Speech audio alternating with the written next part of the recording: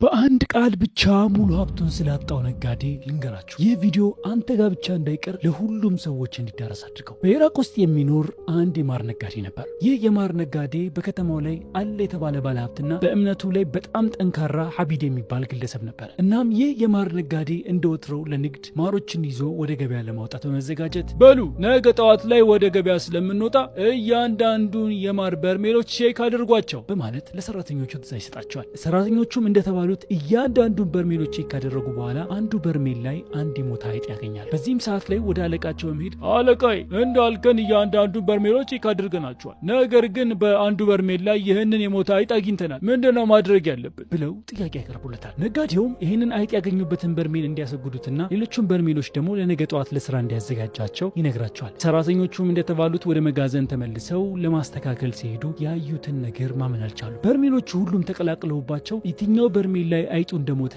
መለየት ይከብዳቸዋል። በዚህም ሰዓት ላይ አሁንም ወደ አለቃቸው መደናገጥ በመሄድ አለቃዬ አይጡን ያገኘንበትን በርሜል መለየት አልቻልም፣ ምንድን ማድረግ እንዳለብን አላወቅንም፣ አለቃዬ ምን እናደርግ እባክህ ንገረን። አሁንም ለአለቃቸው ይጠይቁታል። ይህ ነጋዴም በዚች በተናገራት አንድ ቃል ምክንያት ሙሉ ንብረቱ ነጣል። ምንድነው ይሄ የተናገረው ቃል? ኮሜንት ላይ ሁላችሁም መልሱን አስቀምጡልን። ለመልሱ እንዲያግዛችሁ ይህ ነጋዴ ሁላችን የምናውቀው ሙሐመድ ኢብኑ ሲሪን ነው። እዚህ ጋር የፎሎ ምልክት ካለ ፎሎ ማድረጋችሁ እንዳትረሱ። ኤቭሪቲንግ ሊቪ ኦኬ። ቪዲዮ ይቀጥላል። ወሰላሙ አለይኩም ወራህመቱላሂ ወበረካቱ።